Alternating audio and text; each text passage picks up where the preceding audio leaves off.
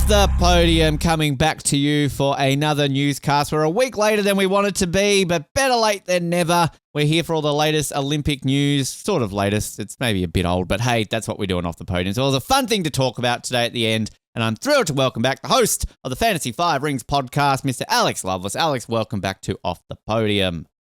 I'm so happy to be back. It's nice to be on a podcast that people listen to. Well, I don't know about you want a different one right now. I'm not too sure, but I apologise. Last week I was washing my hair. Ben had to delay it by a week. Yeah, look, you're a diva. Yeah. What can I say? You know, I can't. It's this whole Eurovision season. It's really taken me by storm. And Liverpool winning. I mean, he's still wearing the shirt. I don't think he's removed it in about a month. Yeah, no, it's like tattooed on now. Yeah. I mean, fair enough. You know, we've all got our teams, and if they win, you've got to celebrate it, right? I'm just wearing off the podium because my teams aren't winning at the moment. So, you know. I mean, I literally do have it tattooed, though. Hey, there you go. Look at that. You actually do have a tattooed. True fan going on there. Congratulations to Liverpool. I know as a Manchester United fan, I'm not meant to like Liverpool, but I got to be honest with you, Alex. I've always kind of liked Liverpool. I grew up liking Michael Owen, and when he played for you guys, I know he ended up playing for us, but I just always kind of liked Liverpool. Unpopular Manchester United opinion. So, congratulations. It's okay. You're not from the area, no. So you've not experienced the true hatred. I grew up in high school. I remember my library teacher of all things was an avid Arsenal fan, and this was like the early 2000s when they were pretty okay. So I remember when they would win, and I for some reason really hated Arsenal. So Arsenal was always that team that really pissed me off. Chelsea, I just didn't really give a shit about, to be fair. Manchester City, obviously, they can get fucked.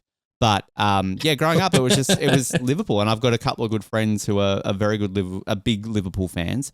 So sorry, Manchester United, I don't mind Liverpool. Well, so, you know, I can say, as someone who was in Liverpool 2 weeks ago for their trophy parade, it is like the actual area itself is a magical place. Obviously, there was I don't know if how big it hit the news over there. There was a guy that actually ran his car into saw a bit of that people. Yeah. Didn't actually find out about that till I was on the train home. I was at the train station when that happened. Wow. But obviously that kind of put a dampener on the whole thing. But everyone survived. Everyone survived. No one's died. So it's hopefully the guy can get what's coming to him, and by that I mean justice. He should also be run over. Let's be fair. Just line him up on the street. Grand Theft Auto. Done. That's justice. I mean, if you're watching the clips, there were people that were trying to do that. Hey, look, I'm just saying, he did that. They do it back to him. Don't kill him. He didn't die. But anyway, I'm not a lawyer, and there's a reason for that, because that's the type of stuff that I'll be dishing out. But anyway, we're not here to talk about punishment. People who are running over people. That's Off the Podium After Dark, coming soon. We're here to talk about Olympic news, things that have happened in the last 4 or 5 weeks or so, and we've got a fun little thing to talk about at the end today. But we're going to start off with a couple of big news stories in terms of the deeper side of things. We've had, since we last had a newscast, the IOC confirming that Russia will not be in Milano Cortina. Russian athletes, as per the last couple of Olympics, are eligible to qualify if they follow strict procedures and can meet the criteria that we're mentioning there of the IOC. They would then obviously represent under a neutral flag, as they have in the last few Olympics. But, as we'll get to another piece of news later in this episode, something that really we all knew, but the IOC is confirmed. General thoughts on this? I mean, this is obviously not going to stop until Russia and the Ukraine situation there, no doubt, resolves itself. Yeah, I'd say it was to be expected, really, wasn't it? It was. There was a big thing on the Reddit the other day that they're definitely not taking part in the ice hockey. It's like they're not taking part in anything. No, which is, and this is, I think, the one that a lot of people, and I was going to mention that too. This to me is more prevalent in a way than the summer, because we've had, at least in the last 2 Winter Olympics, Russian team in the ice hockey. So obviously we had the Russian Olympic Committee in Beijing, and then the Olympic athletes of Russia. And that wasn't to do with the war, of course, back in 2018. That was around the doping situation. And from an ice hockey perspective, the big talking point is that Alex Ovechkin, who just broke the record for most goals scored ever in the history of the NHL, he will not be able to have essentially what would be a farewell for him because he's old, and NHL players are set to return to the Olympics next year. So that's where a lot of people are obviously a bit upset at this decision because despite all the non-liking of Russia in the last few years, Alex Ovechkin has kind of escaped that. He's, I think, the only Russian athlete I can think of who kind of people are on board with that. But anyway, maybe some of the tennis players. Some of the tennis players. But yeah, tangent, I think that's the biggest one ever. But as you said, yeah, this is to be expected. And it's, look, I personally am always torn on this, on the fact that I completely understand why you would ban Russia and everything along those lines. But I've also always felt terrible for the Russian athletes who are not have nothing to do with have it. Nothing to do with it. And, you know, tangent, but it's related. I got speaking to a Russian when I was living in New York, and the first time in my life I've ever really got to sit down and have a good conversation with a Russian person like that. And they were explaining to me that as a Russian that no, not all of us in Russia agree with what's happening. A lot of us don't, and we can't really talk about it. So there are a lot of Russian athletes who are obviously very much against what is happening, and therefore they're having their entire careers kind of put on hold in a way because through no fault of their own, they're not able to compete on the world stage. So obviously those ones can probably compete individually still, but still that case, imagine, Alex, if you got that opportunity to represent your country in the UK, but you can't do it under the Union Jack. You know, you have to do it under a neutral flag. It's maybe not quite the same, is it? No. Only the ones with the biggest egos would get that. Yeah. So will get their kicks from that. But with the Olympics, it's not about egos. It's about your country. Yeah. Isn't it? It's a shame. But look, it's always going to be the case. And unfortunate, but it's the times we live in. A lot of people then question why aren't Israel banned or things like that. I think that's obviously a little bit more in depth than simply what we've got going on in Russia. But that's been signed off, so we will not see Russia returning, 2016 would have been the last time at an Olympics we had Russia as a country, right? Like 2014 for a Winter Olympics, obviously. But, I mean, we're now bordering on a decade since we've actually seen Russia itself compete at an Olympic Games, which is crazy to think. Well, I mean, the last time they competed at the Winters, they were hosting it. So. Exactly. And, well, I mean, that was a whole other kettle of fish about why they were banned at the next one. But, very, very fascinating to see whether or not that will be resolved at some point, maybe this decade. Who knows? Brisbane 2032. Will we still be not seeing Russia compete at an Olympic Games? Putin she'd be dead by then. I'm scared to say this. If Russia listening, I might not be alive. I'm not advocating for the death of Vladimir Putin, Russia. I'm simply saying based on his age, he's getting on a bit. That's what I'm trying to say. Okay. And just remember, Russia, if you are listening, I have not said a word. Alex is fine. He's the independent podcasters of Britain. That's who he is. Again, I'm not advocating for the death of your fearless leader. I wish I could look that good without a shirt on a horse. Seriously. But in more of the age, to make Russia happy, Donald Trump will probably also be dead by 2032. All right, there you go. We've covered both sides. They like each other. I'm just digging a hole, all right? There's just hope that Donald Trump does something good and, gets them to stop the war. Well, in a way that doesn't involve Ukraine giving up land and, whatever. I just always keep mentioning to people that everyone outside who've got to realize in LA 28 that Donald Trump will be opening those Olympics. Like, oh my God. Anyway, that's Russia. Hello. Well, I mean, he's got a job next week doing the Club World Cup, hasn't he? So, and his friend Gianni. I don't know if you saw the draw for the Club World Cup last year, and it was just after he'd won the election. He hadn't been sworn in yet, but he'd won it, and so they introduced a video of him. I did see that. Talking about his friend Gianni. Gianni Infantino. Two things on that. Tangents, we're getting back to the point of what we're talking about. I love how every time you see Trump do his lovely little Oval Office press conference behind his desk, there's that weird looking trophy sitting behind him every single time. But Gianni, what is the deal, mate? Every time a country qualifies for the World Cup, you got to stand there and be like, Uzbekistan, welcome to the world stage. We're so happy to have you all. I see what you're doing, but let's compare you to somebody we're going to talk about soon, Thomas Bach. People like Thomas Bach. He's endearing and nice and kids play volleyball with him. you just look like that guy, is it Groot from the Despicable Me movies, or the one with the pointed nose? I believe it's Groot, yeah. You look like him. And it's just something off-putting about seeing you on my Instagram going like, Jordan, welcome to the World Cup.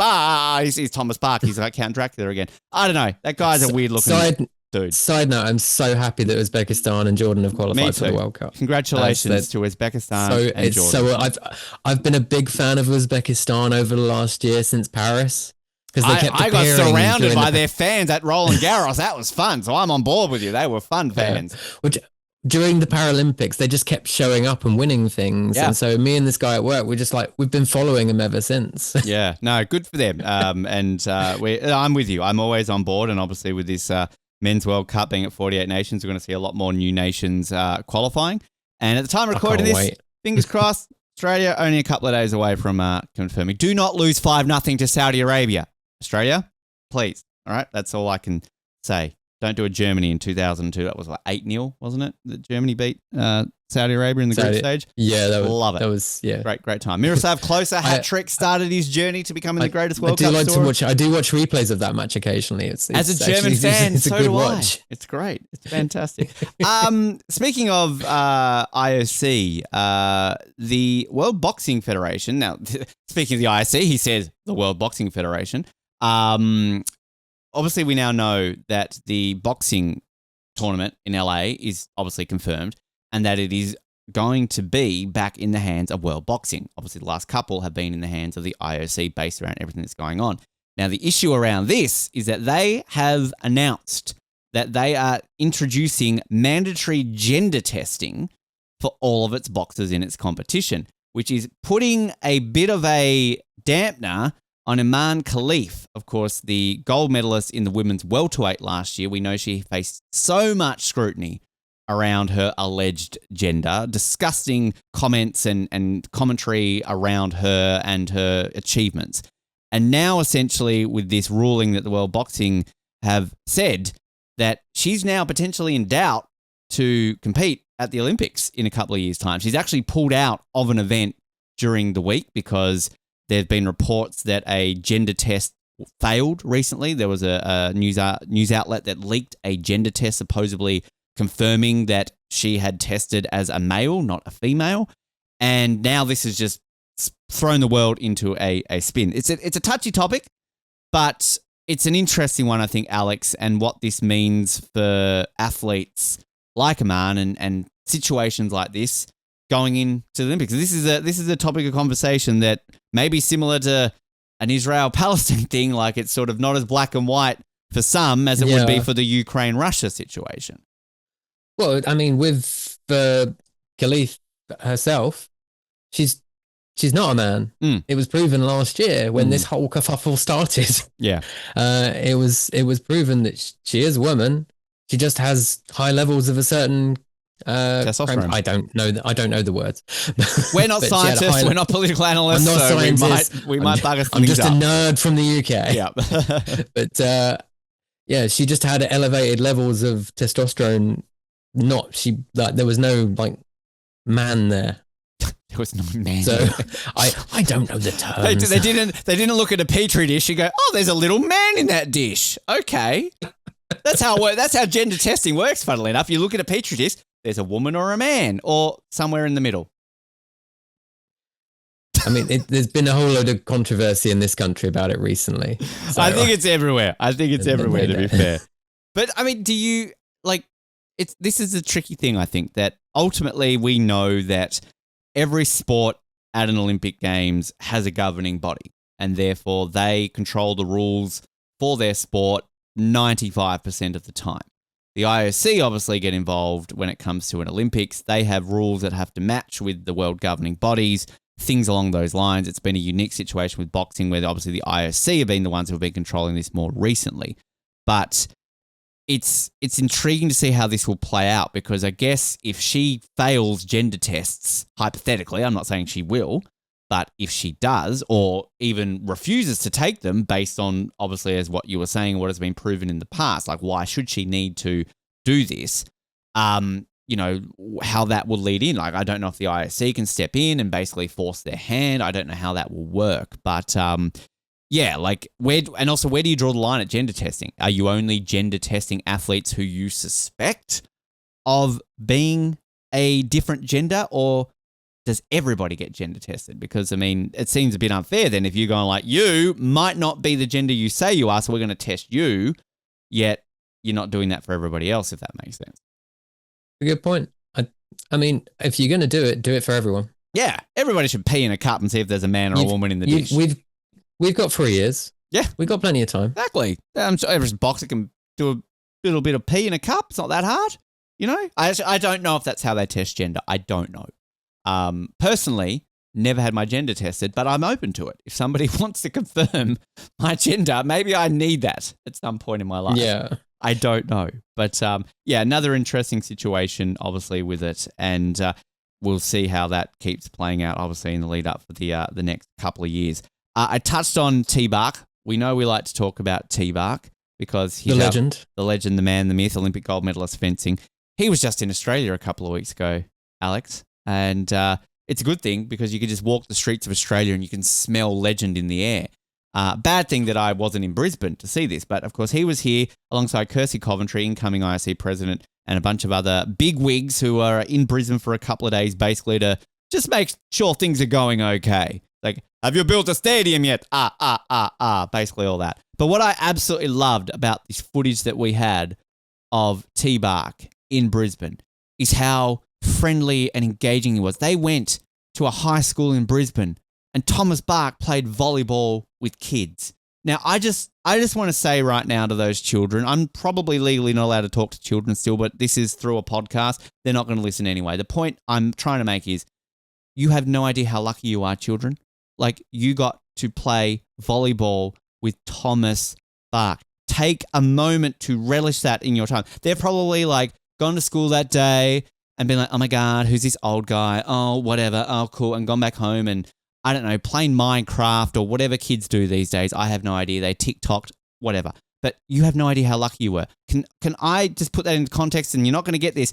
That would be like me as a little boy in the 90s growing up, and His Excellency Juan Antonio Samaranch rocked up to Newtown High School or Glenorchy Primary School and played volleyball with little child Ben Waterworth. Not going to happen. I wasn't even in Sydney. And Juan Antonio, His Excellency, I don't think would have been able to do that. But this is just amazing. You kids have memories that should last you a lifetime, and I want you to relish it, all right? That's all I'm saying. I love the footage, though. I don't know if you saw the footage, Alex. I'm getting emotional. They went to play volleyball with Thomas Bach. I didn't. Did you see the footage of Bach playing volleyball with Australian high school students? I didn't see the footage. I saw I saw the pictures on the Olympics website when I was looking into it, and it looks cool stuff. I mean, you want to compare him back to Gianni Infantino again? He ain't playing soccer with kids in the US, Canada, and Mexico, is he?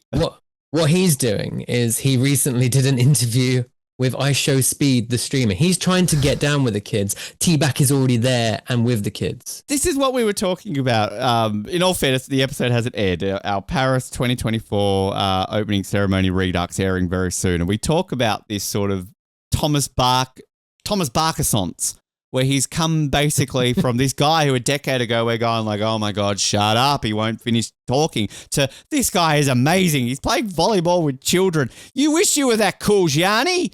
Like, seriously. Exactly. I mean, look, I'm actually, the thing that I think IOC versus FIFA, I'm confident that Kirsty Coventry is on this page because she's cool. Kirsty's hip. We like Kirsty Coventry. So, but I mean, in all seriousness, this is obviously a big deal. IOC coming to Australia, check in. All reports, everything was good. They were all happy. And considering now that they've got plans to build a stadium, that's pretty good. So, yeah, I think that's looking good for Brisbane and looking good for T-Bach. What would you do if T-Bach knocked on your door right now? I was like, hey, Alex, hello, little Charlie, pat, pat, pat. You want to go play some volleyball? I mean, you can't say no to that, can you? I'd go, okay, but wait a minute. Let me just get my dictaphone. Yeah. Let's record some stuff for the podcast. Look at you on that. I believe the Courier Mail, Brisbane's newspaper, they're doing a podcast sort of lead up to the Brisbane Olympics, and I was told he was on their podcast, which very jealous, Courier Mail. Well done. Our calls for an interview with Mr. T. Bach have gone unanswered. Sorry, here and off the podium. But no, great to see him, and great to see them in Australia, and good to see a bit of media coverage around it too. I think I've constantly said there's a different vibe in Australia compared to Sydney, where I don't feel that excitement is quite there as it was in the lead up to Sydney. That will change, obviously, the closer. We're still obviously quite a fair way away from Brisbane, but I do... Whole Olympics to get through first. Exactly. I do really appreciate when sort of the main news outlets are covering something like this. But yeah, those kids who played volleyball, just like remember that for your grandkids. I'm hopeful there's just at least one of those kids who played volleyball with him that's going to talk about it for the rest of their life. Not just like, oh, I was in the newspaper. What for? I don't know. I played volleyball with some old dude who was the boss of something. What you want to do is wait. Give it 5, maybe 7 years. Once they're like a teenager, in their late teens, yep, get them on the show. Hey, exactly. Like, you played volleyball with T-Back. It must have inspired you to do something. I mean, in all fairness, right now, if any of them are listening and they want to come on the show, great. Might have to get Colin to host that one. I don't know. Just to clarify, I am allowed to interview children, right? This is just a joke that has just gone too far, and I don't know why I'm bringing it up. The point is... I was going to ask. 007 painted me out to be somebody who I'm not, all right? I'm buying into the stupid joke that has gone too far for a decade. If there are any of those...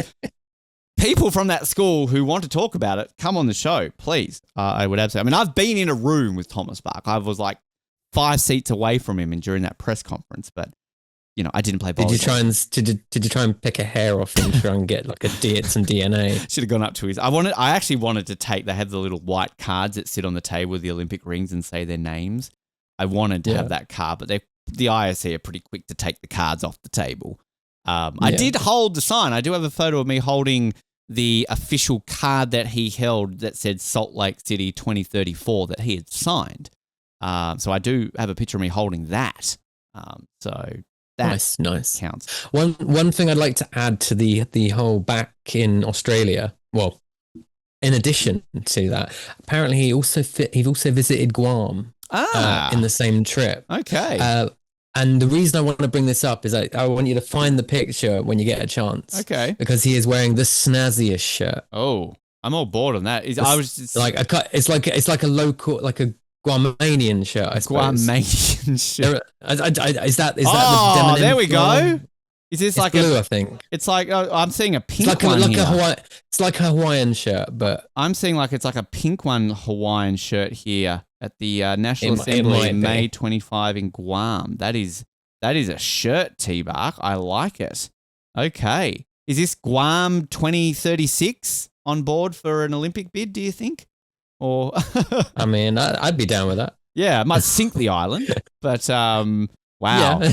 that's a photo, actually. Speaking of, now we'll transition to this and come back to something else about to talk about. Berlin have all but confirmed, speaking of Olympic bids, this is not Guam and shirts, that they are 100% going to be bidding for an Olympics, possibly 2040. They're planning a new bid, although they've also talked about 2036, which a lot of people are questioning, because obviously that would celebrate 100th anniversary of the last time Berlin hosted the Olympics. But you think of Berlin 1936, you don't necessarily go, wow, the Germans hosted a great Olympics, didn't they? So, yeah, I think you might have been on this podcast before when we've talked about this before. I am so pro Germany hosting Olympics again, because I want Germany to host an Olympics that isn't tainted by something. Like, the two Summer Olympics are known for two things. And they obviously have hosted Winter Olympics too. But it's just, I love Germany as a country. I've always loved Germany. And it baffles me. Well, okay, let's rephrase that. It doesn't baffle me why they haven't hosted another Olympics in our lifetime. Because again, the two Summer Olympics they've hosted are kind of tainted. But I am hopeful that at least in my lifetime, I get to see Germany host an Olympics. I don't know how you feel. You're English. You've probably got different feelings to the Germans than I do as an Australian. But would you like to see Germany? Would you like to see Berlin 2040? I'd love to see it over there. They've got you always look sometimes for the architecture and the sites and that, especially during a marathon or a cycling road race. Mm-hmm. Like you want to see the nice stuff, and stuff in Germany is nice. It's beautiful, and you'd want to see that in the background. Yeah. And like, I'm not going to be able to go because I have a massive fear of flying and can't afford it. But you know, when I watch it on the TV, it's going to look spectacular. You've got a good 15 years though to save up for a train ticket. So that's a good point. That's true, and get the Channel Tunnel. A pound in your savings account every year with £52 times 15. Not good in the math, but I'm sure that's enough to get a train ticket. You never know. You never know. So I'd also have to get a passport. I'm 41 years old, everyone, and I don't have I've never had a passport. Plenty of time. By then, like, you guys might be back in the EU by then. You never know. You might be able to get into there for free. So you never know. Because London, I know, have also floated the prospect of hosting again in that period, 2036 to 2040. Stop asking. Obviously, I would love that. 2036, we know is going to Saudi Arabia, so I don't see why we need to do that. So 2040, look, as much as I loved the London Olympics, don't get me wrong, and I think London is a city that could host the Olympics every single 4 years because it's that good, big, and the venues are there. I'm an advocate for cities to host that haven't hosted in a while, and Berlin is one of those. And as I said, I'd love to see Germany host it in some way. Because I think it was 2032 from memory, they had planned a whole region of Germany were going to bid. It was sort of, I can't remember what part of the country it was, but they had basically announced that a certain section of the country would host it, not just one city. So, and obviously with the way we're seeing with certain Olympics now, obviously Milano Cortina is very spread out. Brisbane is technically a very spread out Olympics. If you look at where all the venues are going to be held across the entire state of Queensland, it's a very big area. And we're seeing that with LA. I mean, we've got stuff in Oklahoma, for God's sakes. So, when you said we were going to be chatting about this, I looked into it mainly on Wikipedia. So take this with a pinch of Wikipedia. It did say that Berlin were intending to co-host their Olympics with Brandenburg, Mecklenburg-Vorpommern, Saxony, and Schleswig-Holstein. Oh, very well pronounced. Apologies for any mispronunciations there. Which obviously is, I'm guessing they're like nearby. They're not too far away from Berlin. I've only been to Cologne, which is on the other side and sort of in the southwest of the country. I mean, I think the entire country of Germany is smaller than the entire state of Queensland, so that'll be fine if they spread it out. Whereas if you look at the Brisbane Olympics, they've got stuff up the far north, which is, I think you fit about 20 UKs in the space between Brisbane and Cairns. So that'll be fun. But I'm always intrigued when cities and countries are announcing formal bids, because we now know with how Olympic bids and Olympic cities are chosen that it's no longer just we're going to put an intent to host within a decade. We now know that technically the IOC could wake up tomorrow and be like, hey, we're announcing the 2036 and 2040 Olympics in the next 2 years. So we saw that with the Winter Olympics, obviously, the next 2 cycles. So that's why I am very intrigued by talks around hosting this far in advance, because realistically, we will probably know both the hosts of 2036 and 2040 in a couple of years. So I think it's exciting. And Europe at that point, let me do my math here, it would have been since Paris, since we would have had a European Summer Olympics. Because again, 2036 ain't going to go to Europe, going to Saudi Arabia. No. So I'm pretty sure it'll be Saudi Arabia. So by then, 16-year gap. And what do we have? A 12-year gap between Paris and London. So, and then prior to that, it would have been an 8-year gap between Athens and London. So it's getting sort of one cycle longer, isn't it? Every single time. It's just getting bigger and bigger. Yeah. I guess it was a 12-year cycle, wasn't it, between Barcelona and Athens. So, yeah. Anyway, Ben does math on Off the Podium. That's what you're all tuned in for. Well, thankfully, we have the European Games now to tide us over. That is very every true. 4 years, which no one cares about, by the way, over here. One thing that we do care about, you're the king of segues today, Alex. You'll mention something and then that ties us into something we want to talk about.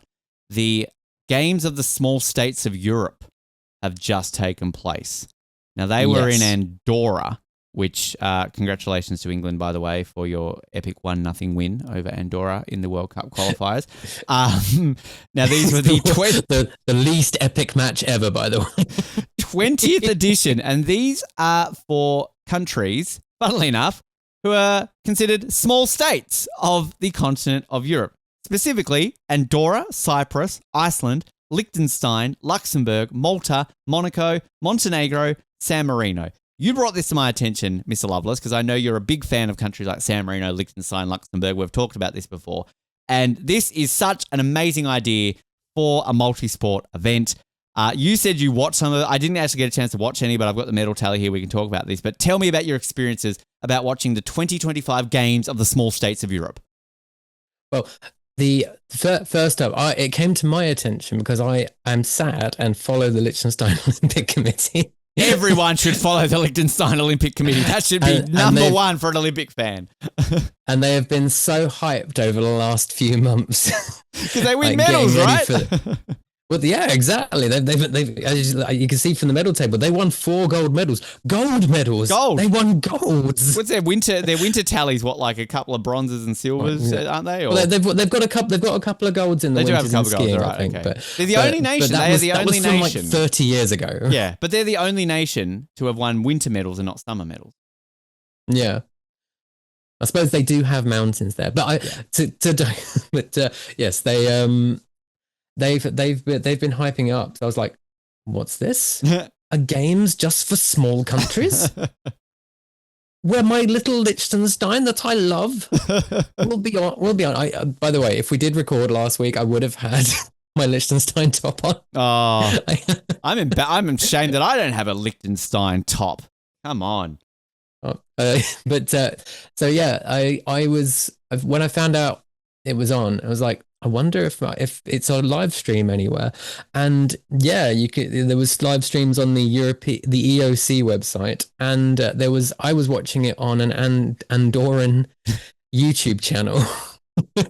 Which we've all got bookmarked, our favourite Andorran bookmarked channel, right? Don't we? Like, it's always there. It's an Andorran YouTube channel called Andorra Esportiu. None of it was English. There was barely any graphics.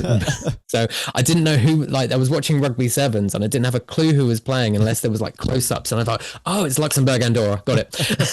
What are the crowds like? At the, I've never seen Andorran venues, so I don't know. Do they have like a massive stadium that all the Andorrans are there cheering? Or is there like 3 people going like, yes, the games are on, Charles. Let's go Andorra. Well, the Rugby Sevens I think it was at the football stadium. Okay. Which is not a big stadium. But it is beautiful though. Okay. Not the stadium itself, but the area. I was saying about looking at Germany and thinking it looks beautiful. When you're looking at the background setting of Andorra Stadium, it's just mountains. I'm looking at it now. So the Estadi Comal de Andorra Level, it has a grand capacity of 1,249. Gotta say, Hobart could host the games of the small. Well, our stadiums are bigger than that. Well, if Australia can be in Eurovision, Tasmania can be in the games of the small states. Why can't Tasmania be in the games of the small states of freaking Europe? We'd win. Oh, exactly. Look at that. Wow. I did catch some of the gymnastics. I saw some rhythmic gymnastics, table tennis. There was got some of the athletics as well, which was also at the stadium the day after the rugby. I brought this up. Okay, so I love the fact that the blue ribbon event of the Olympic Games, the 100 meters. All right. So I've had to look up who won the 100 meters at the 2025 Games of the Small States of Europe. Francesco Sanfoni of San Marino in a time of 10 seconds. I was about to say 10 minutes. 10 seconds, 56. I had to look this guy up. He doesn't even have a Wikipedia page. According to worldathletics.org, he is ranked 809th in the men's 100 meters in the world. He's never run under 10 seconds, from what I can see.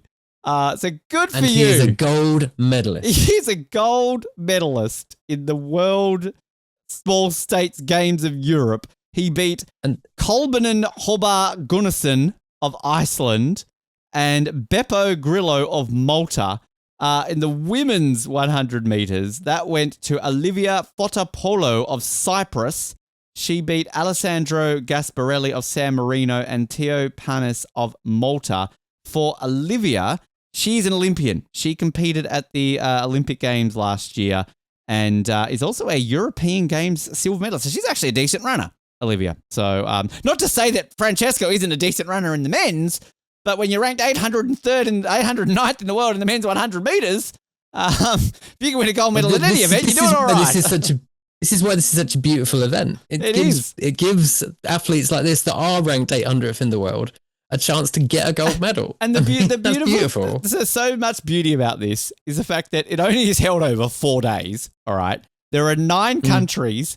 All 9 won at least a medal. That's all 9 of them at least won a gold medal, multiple gold medals. It was opened by Co-Prince Jean-Eric Vies of Sicilia. Okay, good for him. And Cyprus topped the medal tally, if you're wondering. 36 gold, 30 silver, 42 bronze, 108 in total. Luxembourg next, Iceland third. San Marino were 8th. They got 8 gold, 10 silver, 13 bronze. While Liechtenstein on the bottom, 4 gold, 6 silver, 8 bronze. Host Andorra was 6th, 13th gold, with their traditional rivals Montenegro. Is Montenegro a small state of Europe? I thought Montenegro was a decent size once they split from Serbia. It's small enough. I mean, it's smaller than Iceland. And Iceland's in there. Okay, well, there you go. I didn't know that. I think it's smaller than Iceland. And I thought Montenegro would be, but knowing sort of the history of how good Serbia and Montenegro and Yugoslavia generally have been in sport, I would assume Montenegro would be a lot better than 7th on the medal tally. But hey, maybe they don't send their best athletes. Some other, just to point this out, if you're wondering, the traditional nations of certain events, right? So you think of artistic swimming. I'm thinking Russia. I'm thinking, Japan. I'm thinking, great countries like that. I don't really think of San Marino winning artistic swimming, but they won the solo and the technical and the free routine with the great Jasmine Verbena. Well done, Jasmine, 2-time gold medalist. Were Liechtenstein anywhere close in that one? Liechtenstein got 2 bronzes. They got 2 bronzes in the artistic swimming, in the women's duet technical routine and the women's duet free routine by the great Kira Beck and Aurora Notaro. They are multiple. I was going to say, because they qualified for Tokyo 2020, so there you go. They should be up there. Beach volleyball. I think of great nations like Monaco winning medals. Monaco won both the men's and women's beach volleyball. Congratulations to Monaco. If we're scrolling through the other sports, well, you mentioned rugby sevens. Now, again, I don't necessarily think of the great nations of Monaco, Andorra, and Malta doing well in rugby sevens. But the men, that was the podium. Apparently women, no rugby sevens for them at the small games of Europe. That's a bit of a shame. And swimming, do you often think about Andorra, San Marino, Iceland, Luxembourg winning gold medals in swimming? I don't, but they did at the games of the small states of Europe. So I love these, Alex. We need to look at these more often. And a shout, just to give you some other things to look forward to this year. In later this month or the start of next month, you've also got the Island Games. Ah, okay. Which is literally exactly what it says on the tin. It's an Olympics for islands, and we're not talking like like there's some nations in there. So Tasmania could compete in this. Potentially, if we are an island. Because we've got like the Isle of Wight, Isle of Man, or it's held in the Orkney Isles in Scotland around here. Ah, right. I mean, you've got, I think there's Saaremaa, which is part of Estonia. Yep. You've got I think Gozo, which is part of Malta. Wow.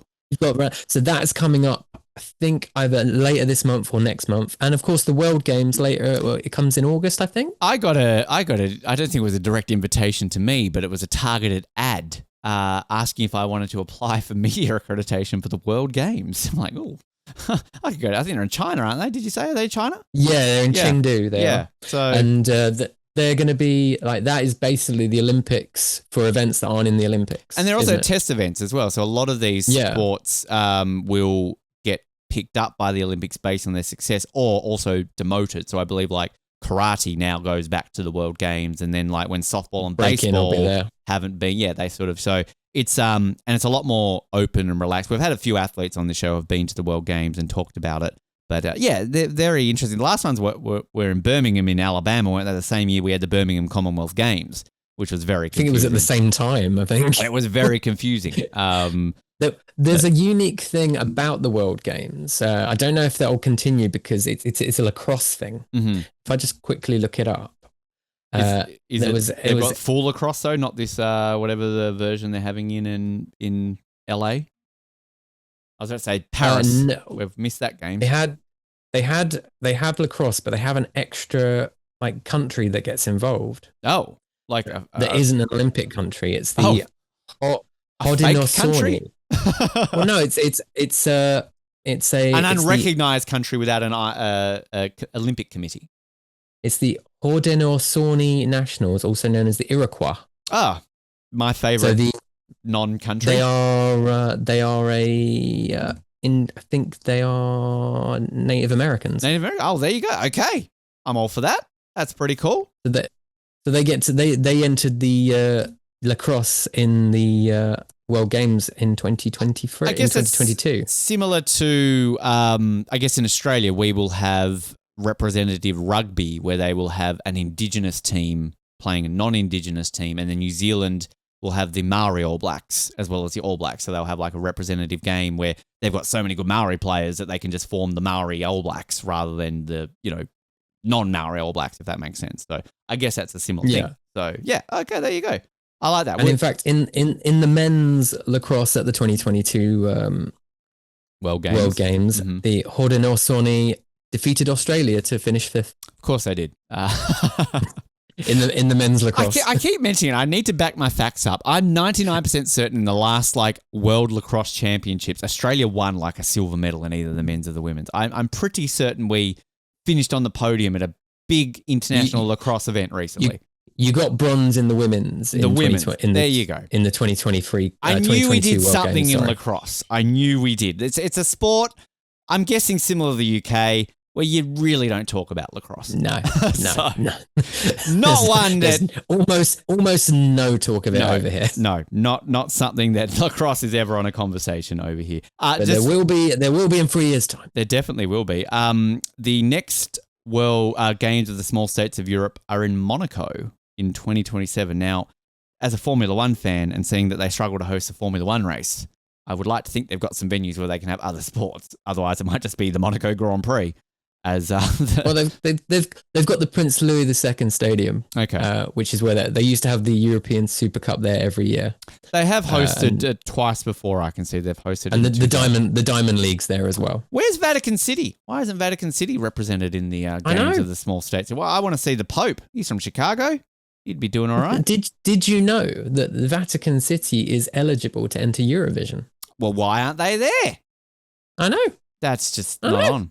Come on. Anyway, we're going to get to a couple of things. But one thing I just wanted to briefly mention, LA 28, since we last spoke, they have confirmed their Paralympic venues. And I'm not going to go through over all of these, but essentially all competition venues will be within a 35-mile radius of each other, with the organising committee saying that the venue plan maximises the use of premier venues within the Los Angeles area, reduces overall number of standalone sites, and minimises travel times for athletes staying at the Paralympic Village. For the first time since Rio 2016, Paralympians across every sport will have the opportunity to be housed together at Paralympic Village, which will be based at the UCLA campus. That's pretty exciting news. Obviously, the first time that LA has ever hosted a Paralympic Games. That's big news for them. And also, speaking of LA in the Olympics, they confirmed that the opening ceremonies will take place across 2 different venues at the Coliseum, which of course hosted the opening ceremonies back in 1932 and 1984, becoming the first ever venue in Olympic history to host an opening ceremony and athletics at the same venue 3 times, which is pretty epic. And of course, SoFi Stadium. This, to me, is just one of those things where it's like, we knew that.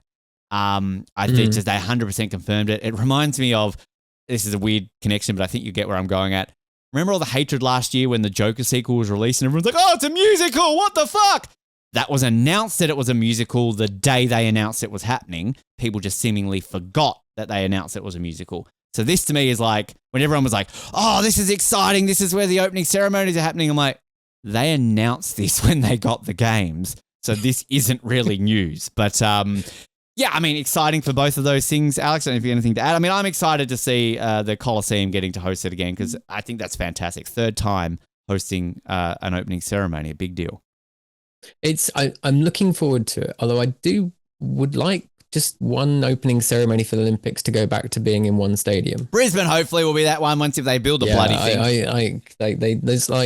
I'm excited for it, but obviously I was looking into what they would do, because how do you hold an opening stadium across opening ceremony across 2 stadiums? And it's like, how would that work? Because you'll just be cutting from back and forth, and then people in one will be really bored. Kind of like at the closing ceremony of Paris.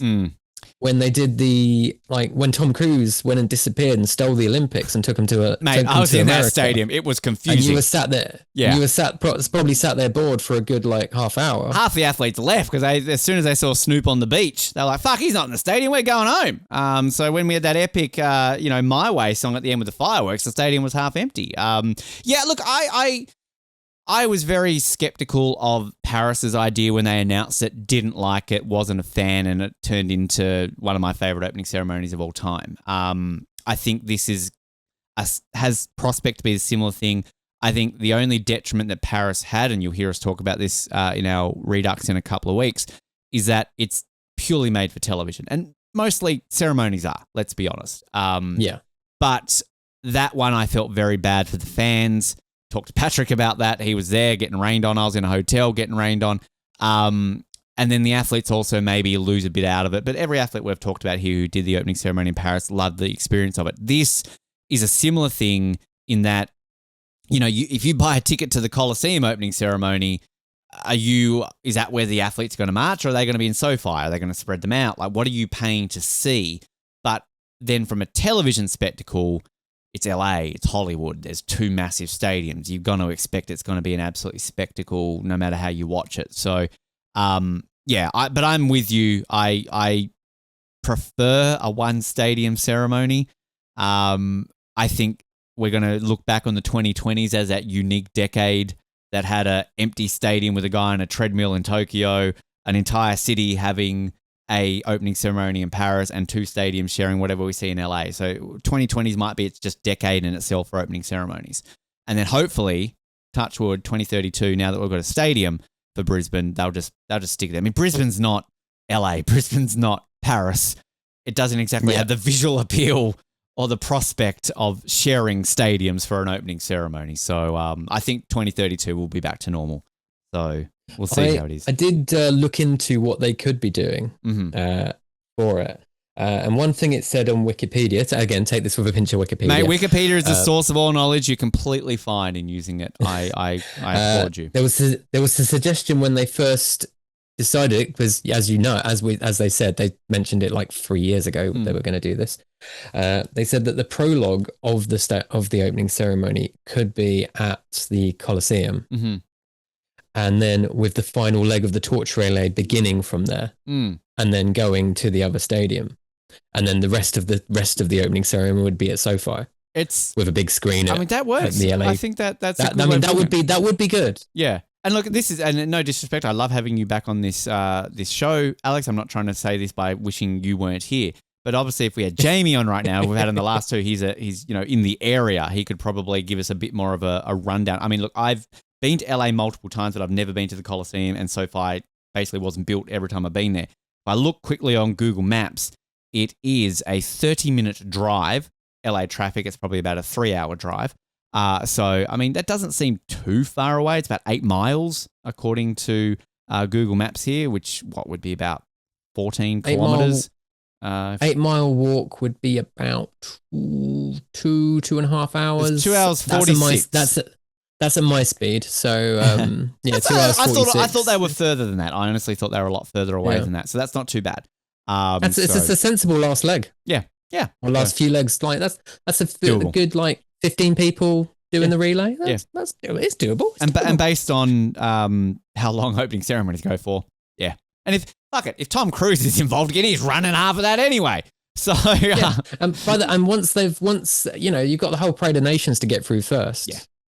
Exactly. And for we might have like 3 extra countries by then. You don't know. Exactly. So no, I think it'd be interesting. So. Again, not my preference for us to do this all the time, but I think I'm a lot more cautious in my opinions now, given that I did not like the idea of Paris, and I absolutely loved the result that they gave us. But from the other's perspective, I'm going to be sitting in a stadium in about 8 months' time at the opening ceremony for the Winter Olympics, and we're going to revert back to an opening ceremony. Alex, at the end of the day, mate, as long as they're fucking good, can we just not do what we had in Beijing and what we had in Tokyo? I mean, in retrospect, we've, shone a bit of a better light on Pyeongchang and Rio, but at the time we didn't like them. In Tokyo's defense, they didn't really have much choice.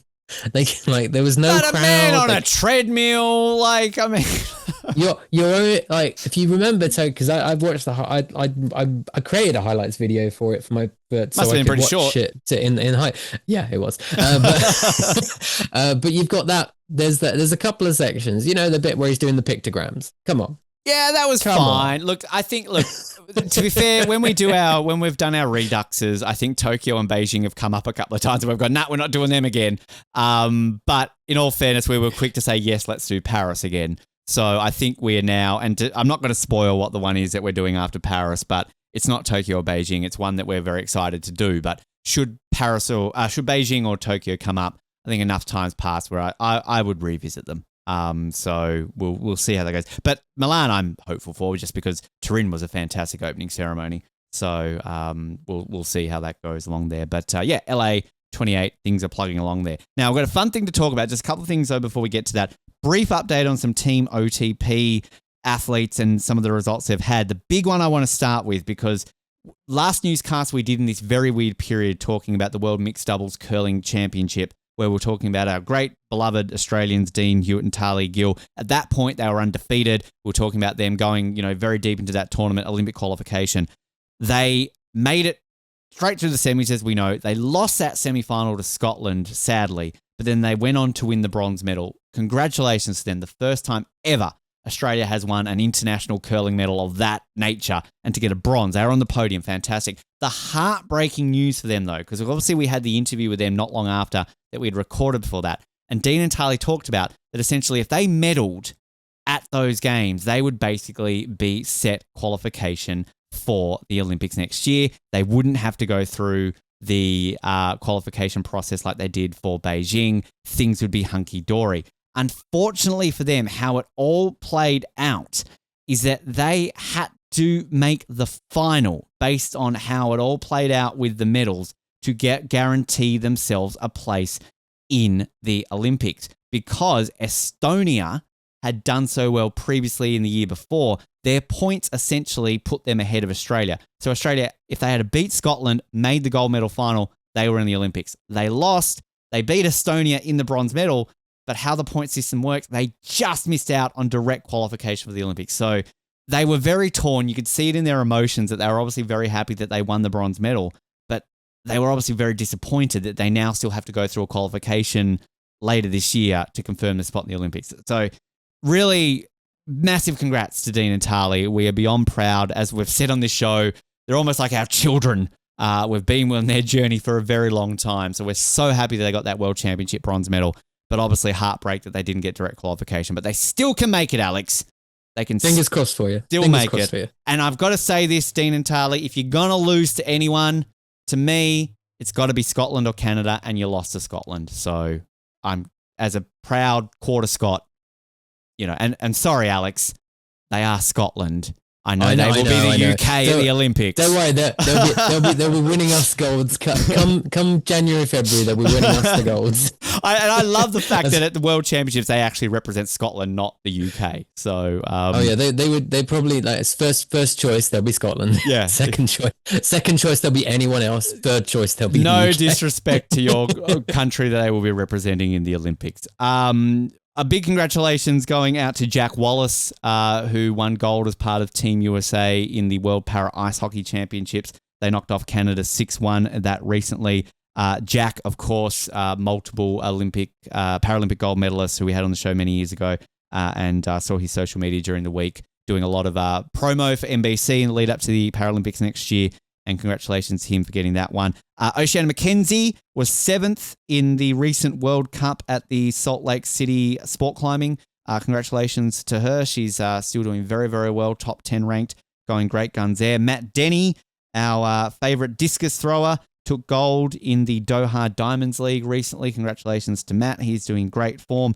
And Matt Hauser in the World Triathlon Championship Series took out the gold in the opening round in Yokohama, and I believe is still ranked number 1 in that series right now. So Matt, congratulations, doing great things there in triathlon. I wish I had some British athletes to update, Alex, but we've had like one British athlete on this show and she's long retired. So Any notable British athletes doing anything good in the world of the Olympics at all that you know? Putting you on the spot. Hang on, I'll just have a look. I know the Diamond League was the other night, so I think someone did well in that. British, I mean, you beat Andorra in the soccer, so woo! Yes, we beat Andorra in the World Cup qualifiers. Jack Draper is like number 4 in the world in tennis now. And there was a Diamond League event where one of our athletes got like silver. There you go. Well, that in the 200 meters as well. Hashtag Team GB.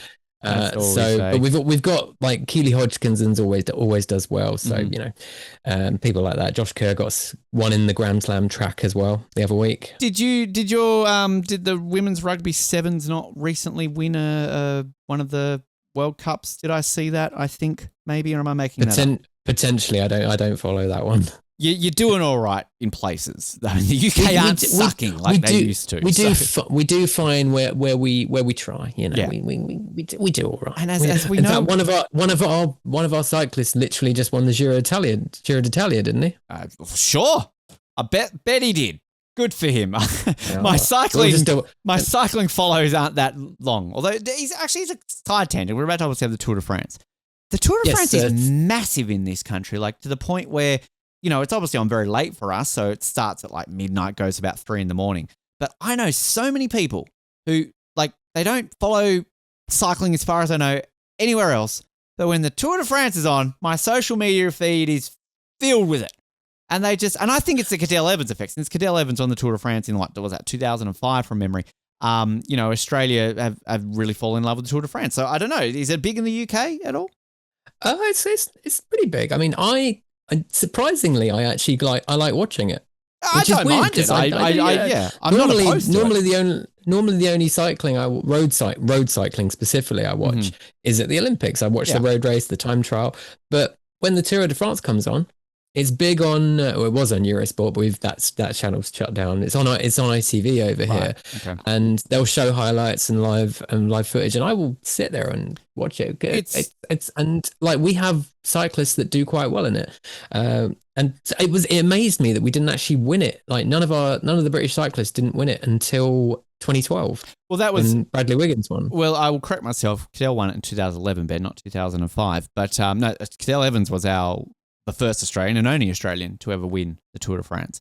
So we beat you by a year, just, subtle brag. But there would often be, and we've talked about it on the show before, a lot of Australian sports journalists would talk about what are the holy grail events that Australia has never won in world sport. And there was a period of time where the two that they would always mention were the Tour de France and the Masters, because we had never had a golfer win at Augusta, to which that has happened. Adam Scott did that, was that 2013, 2014, and now Cadel Evans did that. So now I think the only ones they ever talk about that we've never won, and we're never going to win, is the Men's World Cup. So the Socceroos are never going to win that. But I think that might be one of the main ones they will talk about as the holy grail of world sport that we haven't won. You got the Women's World Cup that Australia are made the semis, really doing well in the women's game. They are, semis last time. You can just build on that. Yeah. No, I think in all seriousness, we are very much capable of winning the Women's World Cup. Just don't come up against England and you'll be fine. Well, yeah, no, shut up. You lost the final, mate. So, remember what happened the game after. That's all I can say. I was there. Yeah. I was soaking in English tears. It's what we do in finals, apparently. I have all the respect in the world a lot of the time for England, but when it comes to soccer, there's something so charming about watching you guys choke all the time. Anyway. So true. Good luck to all our other athletes who are competing there. Now, before we get to our last bit that we're going to talk about, great episodes coming up here on Off the Podium. This week, excited to bring back Josie Baff, who, of course, is an Australian snowboard cross athlete.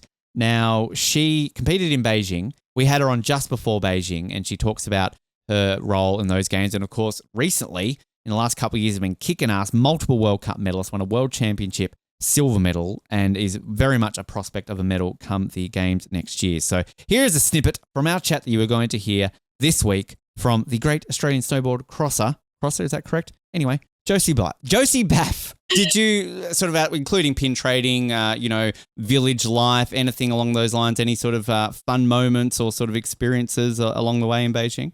Yeah, well, I mean, everything was kind of decked out for what they thought was going to happen before COVID. So there was a lot of things that were covered up in plastic. Anyway, it was a very weird situation because they had all like these VR things, and China being China and loving technology, they had like a lot of VR and I guess like roller coaster like VR, and Cam and I went and explored like all of the village, and everything was kind of covered in like a thin film of plastic. Wow. And it was very weird, but we could still do everything. So you had to go into small groups, and there was like, I guess, no atmosphere around it, but we could still go, and we had a great time. And yeah, we were both on the roller coaster one, and we thought we had the same game and the same, I guess, virtual reality. And mine had like butterflies and dinosaurs and this, and Cam's was like quite gory. Huh. And yeah, we thought we were on the same page. He was like, I'm scared. I'm like, how are you scared? Like, this is scary. Anyway, so yeah, I guess that's a little story. And we rode around on some of the United States team. They had bikes, so we would kind of, whenever we saw them unlocked, we would take them. Oh wow, you just take one. Thanks, USA. Ride around the village and then give it back later. So wow. Yeah, there's a few things that. It was still a really, really great time, even though everyone was masked up and you couldn't really, I guess, mingle with other teams. It was still nice. I promise I say her name properly in that interview. But great chat with Josie. She's obviously going on to great things and very much someone to look out for next year in Beijing, in Milan. I keep forgetting what Olympic cycle we're in, apparently, Alex, as well. But other great... It's the excitement. It's the excitement of snowboard cross. It really is. It's genuinely like one of the best events at the... not Paralympics. See, I'm getting it wrong as well. At the Winter Olympics. That one where they stand on the board and they go fast and run over each other, essentially. So that will air. That'll air this Friday. And then, of course, generally we're spreading out our Monday episodes every 2 weeks. But given we've delayed this one by a week, next Monday, you're actually going to get another episode. And we've got our Paris 2024 opening ceremony Redux episode, which I was very excited to be a part of because I didn't really get a full chance to talk about the opening ceremony last year. So that will be happening next week as well. Some other great interviews dropping this month and the coming months on Off the Podium, the show that you are listening to. Alex, this is the last time we get to do a newscast before the Olympics next year where we don't get to talk about a sport preview. As of the next newscast, we will do a sport preview like we did in the lead up to Paris of every sport in the Winter Olympics. Unlike Paris, where we had to do like 3 a freaking episode because there's so many sports in the Summer Olympics, we can spread it out and do one an episode so we can give it a little bit more time for it. But that means that today is the last time we really just have free balling and talk about what we want. Now, last month, we talked about Olympic movies. What's your favorite Olympic movies, be it a fictional or a realistic movie on something to do with the Olympics? This month, we're talking about Olympic video games because we're of an age where we grew up on video games and we also played a lot of Olympic video games. You also have this great little side project where you stream video games and do a medal tally you can talk about in a second. But I wanted to take this opportunity to talk about the legacy of Olympic video games, what your favorites are, what your least favorites are. So open the floor right now. Give me a bit of a history of your life playing Olympic video games. Well, there has been a long. It's like been 30 years of it. So it's like that moment in Titanic. It's been 84 years. Yeah, pretty much. I mean, I obviously when the first proper Olympic console video games came out, that was prime Alex as a child time. So like we're talking Olympic gold on the Master System. Yep. And that's where I started. Around 92 is where I first got into it. There might have been a bit of international track and field before that as well. Yeah. I remember that game. Which is still a classic that I'll play in arcades now because there's a few retro arcades in the UK that they all have that game because it is the best. Yeah. But Olympic gold, you had diving and stuff, and that really like the athletics on that, even though they all had the same color. Yeah, it wasn't a lot of diversity going on around the way they fixed those games, was there? Yeah, back then you had you in a white vest and everyone else was wearing blue. Yeah. Button bashing. They had Yeah, and that's what there's that. I was good at that because that's all I had to do. Yeah. I didn't have to time jumps or anything. I just had to go, yes. Yep. Get blisters on your hand when you worked out that cool little method that you could do that with. Oh, and then like the next definitely. day you'd have like these massive blisters on your hand for like days, and this teachers at school would be like, what's going on there? And I'm like, I've been playing Olympic video games. Nothing else. Well, you're not that old yet. You don't know what you're doing there. Yeah. Basically, it was Olympic gold in 92. You had, it was Albertville. There was a game, not Albertville, Lillehammer had a game in 94, which, this is going to sound weird. My gran had. Oh, wow. My gran had a Mega Drive or a Genesis for you guys. I think it was. No, we Mega Drive for you. Mega Drive in Australia. Oh, fair enough. Yeah. And we had the Genesis for Americans. Master System and Mega Drive, and yeah, they were called different in America. Yeah, that's right. Yeah. Yeah, my gran had a Mega Drive. And she had the Lillehammer game. Oh. So I was sitting there playing biathlon all the time because that was the one I was good at. And that was the one with the bobsled where it was actually behind, wasn't it? It wasn't like the little... Yeah, it was like it was a third person on the bobsled. And this is like 93, 94 when this wasn't a common thing. So that was at the time like you were blown away by, wow, it's 3D-ish. Yeah, basically it was amazing. Yeah. For like 10-year-old Alex. Well, yeah. 11-year-old Alex, and then you had that like gradually the graphics get better each time as you go along. In 96 was interesting because they released Olympic soccer as well as an Olympics game, similar to what they did with Nagano with the ice hockey, how they released that separately. Exactly. Yeah. Although with Olympic soccer, let's ignore the fact that it was not a very good game. Because at least they tried. And I thought at that time, my little brain was thinking, oh my God, are they going to like release a different game for every event? And silly, excited Alex was just like, oh my God, this I can't wait for the artistic swimming. It's like, oh my God, are they going to like release a sailing one? Sailing gold 1996. You can sail in the 49 class like you've always wanted to.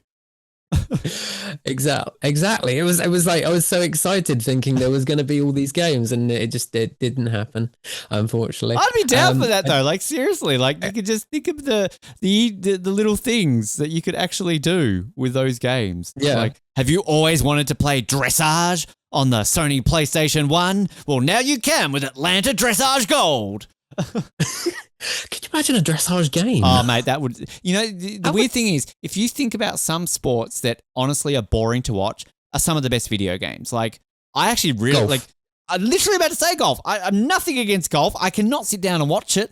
But, like, I love golf video games. They're fun. Yeah. They are actually fun. Yeah. And some of the, like, obviously some gymnastic events on all that. Mm-hmm. But when you play them on like your PlayStation, it's basically a rhythm game. You've got to get the timing right. Yeah. There's so many. And this is a tangent, but it's related. I don't find rugby boring at all. Don't get me wrong. I enjoy rugby, but it's not my number one sport. But there's something ridiculously entertaining about rugby video games. American football, NFL. Like, again, I enjoy the sport.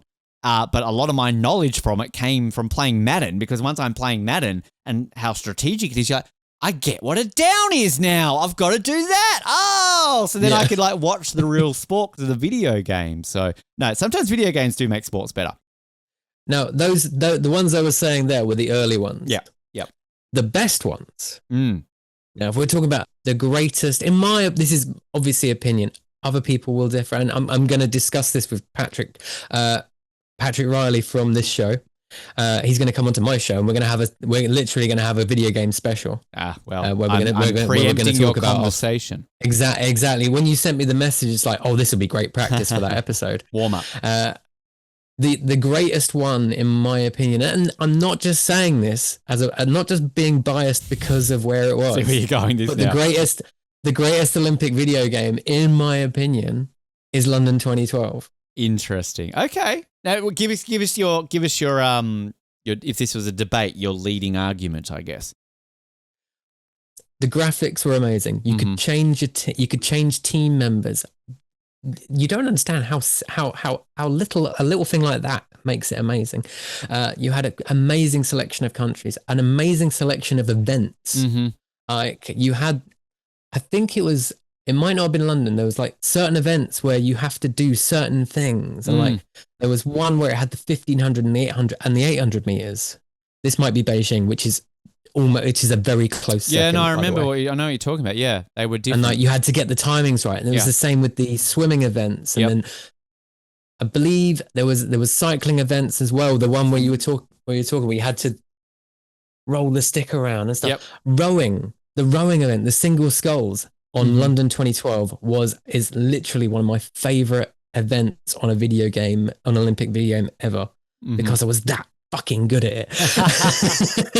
It's the thing that's so fascinating about this, and it's that journey, isn't it? Because at the end of the day, Olympic video games used to be a staple, right? We knew you were always getting one, but the same criticism every single time was they're button bashers that do nothing different to the last one. And for the most part, I agree with that argument, but also I disagree because I think they served a purpose, because you only release one every 2 years and you just update them a little bit. And then generally the beauty about Olympic video games, because I think they were all made by the same video game company, if I'm not mistaken. There was a few different differences around the line, but I think like the licensing, particularly through the 2000s and the 2010s, was the same video game company.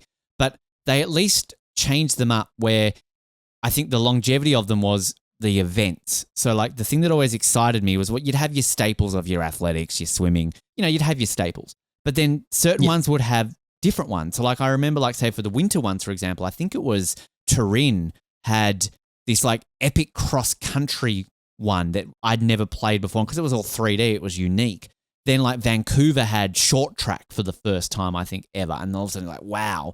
And then you fast forward to like Tokyo one, which then had like a soccer in it, or was it Tokyo or was it London that had table tennis in it for the first time? Like it was just little things like that that made it stand out to me, that you would remember for more so the events that came about it. Each had their own unique, like as you were saying, some would do this weird timing system. Others would just stick to the button bashing. Some were more realistic than others. I had a problem with Tokyo that they kind of turned that more cartoony. And then don't get me started on the Mario and Sonic ones. I never got into those because they don't really count in my eyes.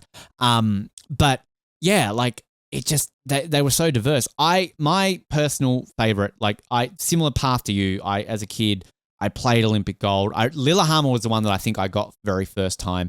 Atlanta had, I don't think we ever got whatever they did around Atlanta with the soccer one and the separate one. I remember having like a PC game which had weird like Atlanta. It was officially licensed, but I picked up like $2 from like a dollar store here and it wasn't that good. Then the Sydney 2000 one, I remember that was PlayStation 1. I had just gotten a PlayStation 2 and remember playing that to death, although in hindsight that it wasn't a fantastic one. It had Bruce McAvaney commentary on it though, so I was down for that. The one that I have never been more obsessed with the video game, there's a handful of video games in my life which I can say absolutely addicted to the point where if they had esports games back in the late 90s, I would have been one of the best in the world. On Nintendo 64, Nagano 98. I was just beyond obsessive. Similar, and I want to ask you about this separately in a moment, what you do with your like great little streaming medal tally and everything. I kept notebooks, and I've still got them. I found these recently, where I would tally up my medals that I won. I'd always be Canada. I wouldn't even be Australia. I'd always be Canada. And I would just create my own little Olympics where I'd be medal tally. And there would always be the sports that I'd be doing brilliantly in, but then there would always be the ones where I'd be shit in and I'd have to improve. Nagano 98, and I want to say specifically Nintendo 64, because I did play Nagano 98 on the PlayStation 1, not the same. It was completely different and shit. One of the biggest disappointments in my life, Alex, was when I got the PlayStation 2 and I found Nagano 98 for like $5 in a cash converters. I'm like, wow, yes, Nagano 98. And I played it and I'm like, this is not the same as Nintendo 64. This is shit, into the bin. So Nagano 98, summer, Athens 2004 to me always stood out because I think Equestrian was in that for the first time. Yes, I was going to say that. Athens 2004 had show jumping. Yeah, it did, didn't it? And like that was, I played that a lot. And I'm pretty sure from memory, Jared has talked about in the show of his fond memories of Athens 2004 as a great game. Honestly, the 2000s are kind of like the golden era, kind of like the opening ceremonies. Yeah. Salt Lake 2002 I loved because I remember at the time on the PlayStation 2 thinking the graphics were so realistic with like the luge and the bobsleigh and the ski jumping. I thought, wow, this looks fantastic. Vancouver 2010, I played to death on the PlayStation 3. Beijing and London, absolutely loved them. We didn't get one for Rio, did we? We only got Mario and Sonic. No. Pyeongchang had that download, which I've still got on Steep or whatever it was called. Yes, it was on Steep. Yeah, that wasn't too bad, to be fair. I never actually got a chance to play that. I've got it, and it's not bad. It's not like it's more of just like an afterthought. So it's kind of just like, oh, you can do the big air, you can do the half pipe. It wasn't like an Olympic mode. It was all just snowboard and skiing, of course. And then I got so excited for Tokyo when they were finally releasing a game, considering we didn't get one since London. And I wasn't overly, like, it was fine, but I think it was just because it was so cartoony. I was just like, yeah, I enjoyed Tokyo. I've literally got it there. I was playing it. I play it every now and then. It's installed on the Xbox at the moment. I enjoy it, but I've got the same annoyance with it. Like, it's a bit too cartoony. Yeah. I don't want to put Sonic the Hedgehog costumes on my athletes. Yeah. I want to dress them up like athletes because it's the Olympics. 100% Although I can understand if kids want to do that, Yeah. And that's the thing, the target audience. And I think that's Yeah, they also made every single event mixed. They did, didn't they? That's right. Yeah. Instead of doing two events for each one, which I would have preferred. But the most thing that annoyed me about that game is they took away the actual Olympics mode. That's right, they did. Yeah. Because the Olympics mode was always the fun one, wasn't it? Where like it's all well and good. Where you do an Olympics. That's right. But they got rid of it. Was it Beijing that you could play with fireworks in the opening ceremony? There was, that's taking. Or was it London? There was one of the games where, like, when you did Olympic mode, that you got to see like a makeshift opening ceremony, and it would come up saying, like, at least on the PlayStation, press X for fireworks. I think it was Beijing. It'd have to be Beijing with fireworks, right? But there was definitely one where you could like press a button and it's like pew pew pew, like, hey, fireworks. It was silly. But yeah. And there would have been in the 2000s, it might have been Salt Lake or Athens, where they actually introduced proper national anthems for when you won a gold medal. Because I'm pretty sure Sydney didn't. Actually. Or am I wrong? On Olympic gold. Oh, okay. In 92, they actually did have there was only 8 countries. Right, okay. That little. But there was little MIDI files of because that's where I learned what the Japanese national anthem is through that game. There you go. The Mario and Sonic games, I did quite enjoy. I think I played one and I just wasn't impressed. I'm like, eh. I think mainly for the variety of events because they put loads. They did, and the Wii made them fun. I think the Wii kind of was like a party game. But I mean, I got the Switch one, like the last one they did as soon as it came, like on the day it came out. Yep. And I'm proud to say this is my claim to fame. I was literally officially 5th in the world, ranked 5th in the world on Rugby Sevens on Mario and Sonic at the Olympics. Good job. For about a day. Where's your tattoo for that? Like, you know, you should have that. Go on there. Congratulations. I was.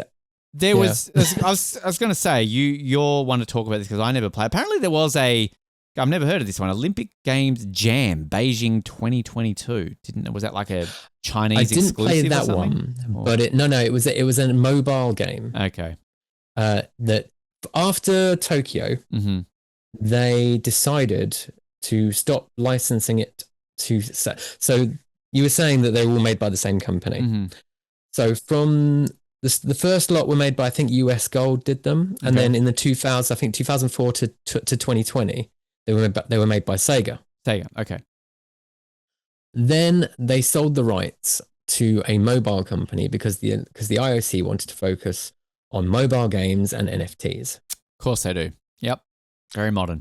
So the first one of those was Beijing Olympic Jam, or Beijing Jam, or whatever it was. I didn't play that because I didn't know it existed. Yeah. I just discovered it then. There you go. Until last year. Last year when I was looking to see where's a Paris game.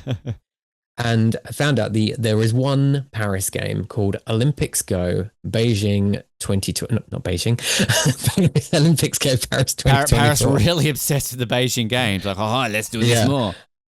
It was It was only available on mobiles, or you could download it on PC for free. Okay. So it doesn't cost anything on Epic Game Store. So I did that, obviously, because I don't. My phone isn't good enough. I'm not phone games are weird. Bring back Snake on the Nokia 3310. That's all I say. Yeah, exactly. Yeah. So I downloaded it, and it is essentially just a mobile game. It is a pile of shit, but you can only play a certain amount of events per day. Oh, and really? The whole aim of the game, like it gives you like a certain amount of credits that you can play. Wow. So not a fan of that. There's about 13 events, but obviously it's a mobile game, so the graphics are terrible. You've got some of them are all right to play, like 100 meters. Obviously, it's just button bashing. Yeah, but it does give you a limit to button bashing. You can't button bash too much, otherwise you overpower yourself, and then it drops down. So there is at least some sort of decent mechanic in that. Yeah. Swimming is the same. Actually, no, swimming is not button bashing. Swimming, you have to swipe. Oh, swipe. In the direction it tells you, and that's bloody hard on a laptop, because I'm doing it on the mouse pad, so it's not too bad. Imagine if you're using an actual mouse, that's a nightmare. Yeah. The worst one is fencing. It's like kind of like a rhythm game. You have to press the button on this, like you have to tap, and if you're using a mouse pad, that is literally made for a mobile. Yeah. Wow. And so it's not good. It's sad that, like, because I don't feel this will change then if that's how they've licensed it. I mean, Tokyo, not a surprise that you got a video game, because obviously Japan video games go hand in hand, and I'd like to think LA, just based on America video games, maybe. But it's I think it's a very niche market, obviously, where, it's something that what can you really do? I mean, my dream was always, you went back to your point about how you were hopeful that with them doing Olympic soccer in 96, that they'd have one for every event. My dream is that you get a video game with literally every event in it. Like somehow, like, I mean, easier for a winter Olympics, obviously, because there's like 12, 14 events, so you could easily do that. But like, imagine the power of video games. We get the PlayStation 7 or something, and we've got like the Ultra XD hard drive Blu-ray that can fit, 20,000 terabytes on it. And imagine you live in this scenario where you have every event that you can play. See, the possibilities they can do with Tokyo 2020 when that game came out.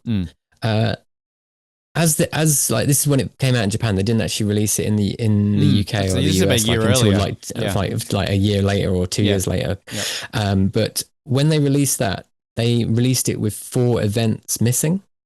And then it was like they actually added events later as extra content to it, and so there were 4 extra events by the time it came out in the UK and the US. So that's a possibility. They can make a game and then make it as a base game, and then you can just download the events you want. Which would be, again, a dream scenario, but I guess the issue there is like, what's the demand for it? Like, it's not like a FIFA. What is it? EAFC, whatever it's called now, an NBA 2K, where, every year you're going to get one. Every year it's just an update of the roster and the teams. Like, by the time you build an Olympic video game, set it for release to tie in for that Olympics, the Olympics are over. Are people then really going to be wanting to sit around a year later and keep running the 100 meter? Like, that's the longevity of an Olympic video game, isn't it? I mean, I would. We would. I'm not. The Olympic geeks. But I mean, as we know, in doing what we do, we often get questioned in a non-Olympic year. How do you talk about the Olympics when the Olympics aren't on? Like, it's always. It's kind of similar to. I don't know if you know the train simulator games. Yeah. Yep. Like don't the play amount them, of but I know. DLC. Yeah. Like the amount of DLC that's available for those games. Like, you can pick and choose anything you really want, because if you really wanted, you could spend like $3,000 and download all of the DLC for it. So technically they could just do a rolling game for the Olympics. Yeah, you just call it Olympics. If just call it Olympics, and then every 4 years just add the new event. DLC. No, you're right. I mean, because they did that, and then didn't do winter, they? add winter to it as well. Yeah, because they did a similar thing was like they used to release a separate World Cup video game every 4 years. But then I think it was from Russia onwards, they just added a DLC to FIFA every year, didn't they? Yeah, I know, it was terrible. very low effort. Because I mean, look, let's talk about peak video games. South Africa 2010, Brazil 2014, when you literally could play as 220 FIFA nations. Like I used to make, I think it was called This Is Soccer in Australia, probably called This Is Football in the UK on PlayStation 2. You used to be able to make, like, you had to say, like 50 national teams, but you could custom make teams. So I made my little database and created my own little men's soccer tournament and basically filled in databases and everything. And that was epic because I could create San Marino. I could create Liechtenstein. But then when you got to South Africa and Brazil on the PlayStation 3, they had San Marino, Liechtenstein. They had every men's team in that from the world. So anyway, tangents. You know what the original one of those was? There was a game in, I think it was about 2002 called Viva Football. Okay, I don't know if I've heard of that one. Viva Soccer Few. But it was based on World Cups from like 1950 onwards. Oh wow! And you could play as any team that tried to qualify for those World Cups. Nice. So you could go into like 1968 or 1966 and try and qualify as Upper Volta or something like that. That's fantastic. Oh, I've never heard of that one. Well, there you go. It was. I mean, I wasn't very good at it, and I didn't really appreciate it at the time. You never do you? There's certain games you do. No, there's some Formula One games from back then, which now I'm like, that was the best game. And at the time, you just took it for granted. Exactly. So I'd love to give that one a go. There's I mean, to sidetrack onto the thing I do.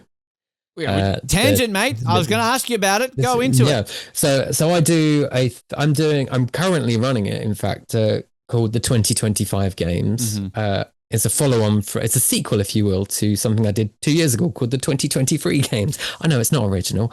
Where I neither are half these video games we're talking about, so it's fine. Very, very true. Where I'm basically just running an Olympics on my Xbox, while I stream live. I'm not actually playing any of it. Simulating it all. I'm watching it and reacting. But there's a guy that watches that comes on the chats to me on the stream sometimes from Poland, who creates massive databases. Wow. of World Cup and football. He's currently using Sensible World of Soccer, I think it is. Okay. To create every single World Cup qualifying campaign. Wow. Ever. Wow. Like including every single country that tried to, including ones that withdrew or boycotted it. Wow.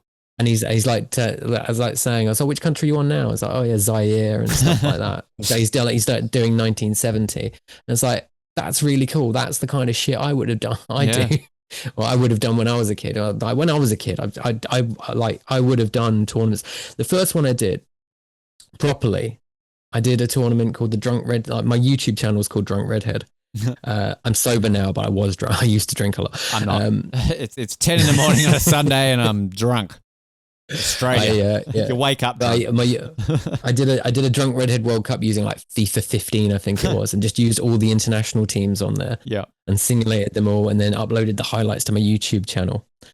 And then I did the wrestling one, and then in 2023 I got around then I got Game Pass on Xbox, which had NHL. It had FIFA, it had cricket, it had UFC, and I had the Tokyo game and a WWE game.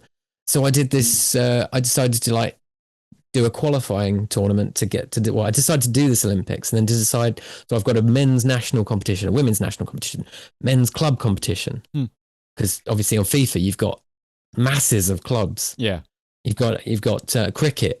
Men's national T20, men's national 5-5, men's club 5-5, blah, blah, blah.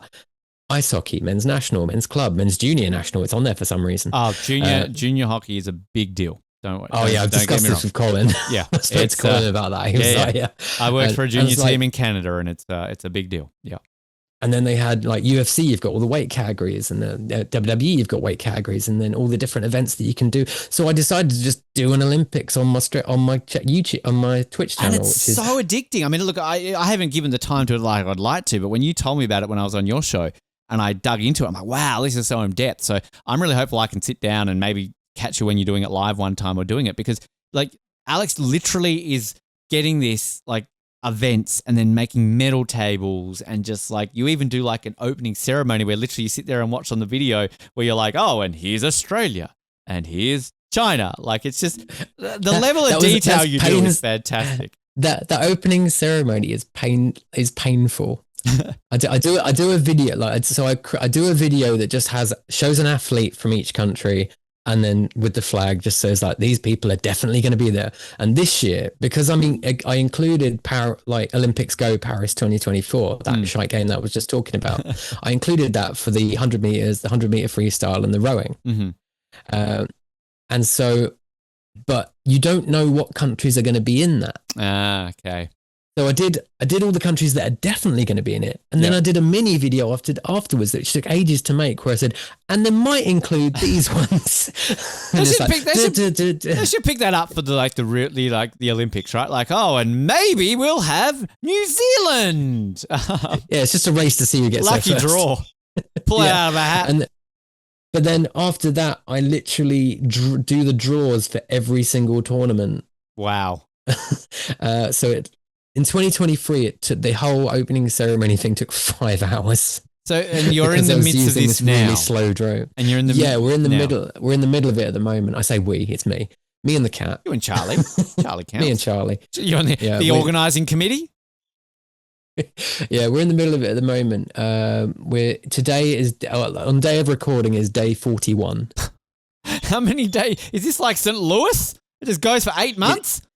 Well, obviously we can't do two different events at the same time and whatnot. So we do. Well, Charlie can do one. Meow, meow, meow, meow. We've got so it's today was day 41. We're only in the round of 16s at the moment, so I'm expecting a couple more months. I think this is like the 1900s. It's 8 months it's worth of essentially Olympics. me. I basically stream 2 hours every day, essentially. Have you seen the movie Basketball when they're like, and we're in month 9 of the postseason? It's essentially that. Yeah, it's I mean, it's not as bad as 2023. And I'll give you the exact reason why. It's because I've cut down the T20 events. Because football, FIFA, EA Sports, the games last 5 minutes each half. Yep. You control this. Yep. 5 minutes each half. Ice hockey, you control how long it takes. MMA, it's quick. Yep. Wrestling does not take long. Cricket. The races, they're literally done in seconds. Yep. Cricket, you cannot limit the time. So the T20 competitions take the actual length of a T20 match. Can you? Because a lot of the cricket games I used to play, I did 10-10. So you could reduce the overs to instead of 20-20. You can do that. Yes, but you want to keep it realistic. Well, I've got 5-5 as well. Okay. So the 5-5 ones last about half an hour a match. Okay, gotcha. The T20 ones last about hour 45 to 2 hours, depending on who's playing. Gotcha. But the T20 is the blue ribbon event. Yeah, of course. In the cricket ones. But, I mean, all I'm doing here is literally describing to your listeners how sad I am. No, I admire it. I really admire it because it's sort of, I think you and I are similar on that level where we have this random love of just that and keeping tally of things. Like I mean, I could show you the in-depth nature I used to do of this tournament. I called it the Vodafone Cup. I don't know why I called it that. It just, at the time I liked Vodafone because they sponsored everything I liked in 2003. So I called it the Vodafone Cup. It was held every 2 years. I'd always have the settings on super, lack defense. So games were always won 20-0. But then you would also do it I would play most of it and then I would simulate a lot of it. But yeah, I tracked it, hosts, and it was so much fun. And the beauty of that game, I remember this is soccer, this is football. There were two things that I've never seen in other soccer games which annoy me. You could deliberately dive and you could do this terrible jump tackle which got you an automatic red card. So the beauty of that was you could time your dive in the penalty box when a player was near you. And if you timed it right, you got a penalty because you faked it. So you dived deliberately. It was hilarious when you press the dive button, you were not near a player and you'd still get a yellow card. But then the beauty of it is you could rig a game. So you could basically get yourself disqualified because what is it? You get 5 red cards, you forfeit the match. So you do this god awful 2-legged tackle which automatically get you a red card. So then sometimes I'd be losing a game going like, no, England aren't meant to win this game. So all of a sudden I would just like, switch sides, be England, and just get myself red carded. So that it would automatically default to San Marino going through to the final or something like that. So, so much fun. I'm going to ask you though, Alex, you said London is your favorite. Give me your top 3 video games of all time, Olympic video games. You said London. Olympic video. Yes, yeah, so London's number 1. What are 2 and 3? London, Beijing. Mm-hmm. Simple as those top 2. I think Athens as well, actually. Okay. Athens would be the 3rd. They're all pretty similar. I mean, Tokyo would be up there as well if it had an Olympics mode. Yep. Same with any of the Mario and Sonic games, but again, they don't really have an Olympics mode. They just have a story. Yep. Do you have a favorite winter game at all? I think Turin. Yeah, Turin was a good one. Turin, I remember it'd be between that or Lillehammer. Okay. I would go Turin. Turin I was pretty good at as well. Turin was a good one. I remember Turin going. I mean, Nagano 98, 10 to 64, just nostalgia, everything about it. Just, I could find that in a thrift store tomorrow and fall in love and not talk to anybody for a week and play it. And trust me, I'm looking at doing that at one point. But yeah, I'm not discounting London and Beijing. They were both fantastic games, but honestly, Athens 2004 would probably be number 2 for me, just because, again, that was a similar vibe to Nagano. I remember getting it and just playing it nonstop and just absolutely loving it. And I think also, again, from a nostalgia point of view and how obsessed I was. And I remember this was, I think, the only time I've ever got an Olympic video game on release day, because I was that excited for it and was like looking up screenshots and counting on the day, was Salt Lake 2002. So, I mean, I did a similar thing, I think, from memory, from London and Beijing as well. But no, so they would be my 3. Extra note, though, for Vancouver 2010, best soundtrack. That had actual, like, songs in it. And it's always nice when they actually have songs. And that, like, there was this game, this song, like, I can't remember who sings it. It was like called Because I'm Awesome. And they use it in like the film, like the trailer for it. And they would just always play it in like replays. And that had like, snowboard cross and the short track. And it was so good. And it was just so fun when you'd have like a proper song in it. But I just want to put out the universe. Let's LA 28. I mean, maybe even Milan. We're probably a little bit, I'm sure we would have heard an announcement by now, but let's bring back a decent, proper Olympic video game. Or at least if they're not going to do the rights to it, can some company at least just make an Olympic style video game? World Games or like international event. Actually, one other game I forgot to mention. I didn't get around to playing it because my phone wasn't good for it, but they did make a Paralympics game last year. Oh, did they really? Oh, fantastic. Didn't know that. Okay. Which had I think it was one that had a story, but it was a mobile game. Okay. But just put that out in the ether there. Yeah. That'd be a good one. It might not have been last year. It might have been Tokyo. Okay. But there has been a Paralympics game has been made. Well, that's good. We need to have more of those. So that's good to hear. Alex, but, if anyone does want to watch the 2025 games, YouTube channel Cannot Game for Toffee. Not YouTube. Not YouTube. Twitch channel Cannot Game for Toffee. Cannot Game for Toffee. That's so English. And you can watch replays on the Reddit subreddit are Olympic video games. Beautiful. There you go. I was going to ask you to plug that, but plug also Fantasy 5 Rings. Fantasy 5 Rings. Just finished Eurovision. Yep. Yeah, we've just finished Series 2, and we did 3 Eurovision specials that featured yourself. You did well. I made Ben create his ideal Eurovision song. We had to describe his ideal Eurovision song, and then we put it through the AI website suno.com and saw what came out. And Doofaholic was a banger. I still listen to it. It's still on my playlist that if I go driving or I just go for a walk. Well, if anyone wants to hear it, you can download it for a limited time only from lxco.bandcamp.com. Yes, Doofaholic. Runner up for Eurovision. I've released all 4 songs alongside the interval song we did. So if anyone does want to listen to it, in all seriousness, I'm telling you now, because I wasn't a big fan of this year's Eurovision in terms of the actual songs. Honestly, the ones that you created, I think almost are better than the majority of the Eurovision songs we actually got. Well, as it happens, I'm going to upload them this week to the Instagram, the Fantasy 5 Rings Instagram, which is at Fantasy 5 Rings. We do have some specials coming in the future. We've got one definite, which is in June. in July. Sorry, we're going to record it in June. Me and Sheldon the rapper are going to talk about the 1904 Olympic marathon. I've been wanting to do this for years. I am vaguely familiar with that. I remember reading about it recently in one of my obscure Olympic books that I've got. And it is the most insane story ever. Yeah, no, I will tune in for that because I definitely know about that one. And every time you say Sheldon the rapper, I just think of Jim Parsons from The Big Bang Theory rapping.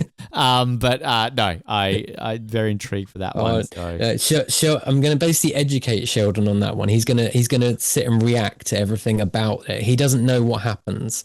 Can he rap about it? Can he do a rap? He probably could. He probably could. He could probably do a freestyle. He does freestyles on my show like once a series. But this is what I love about your show is that you come up with these creative concepts all the time. So I think you need to make sure that you, whether you warn him or not, say to him like, Sheldon, you have to freestyle rap about this at the end of this episode.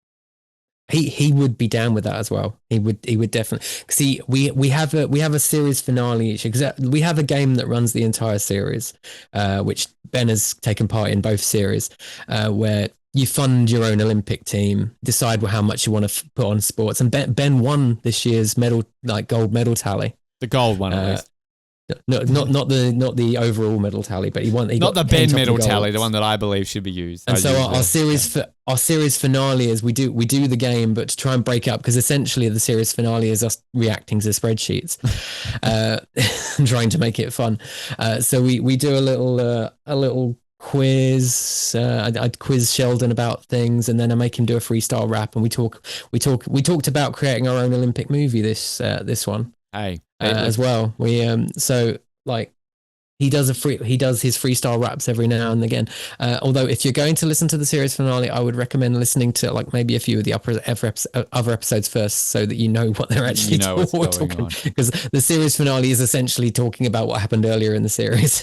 So Fantasy 5 Rings is where obviously people can follow it, so they can check that out. At Instagram, you can listen to us on Acast, Spotify, and Amazon. I'm too lazy to get to Apple. Probably not a bad thing. They make it really awkward, and I'm just an amateur guy. Okay, I just do this shit. Aren't we all? I've only been going a year now. Okay, so. Alex, we always appreciate your time. It's good to get you back on, and obviously we're going to get you back on a little bit later in the year.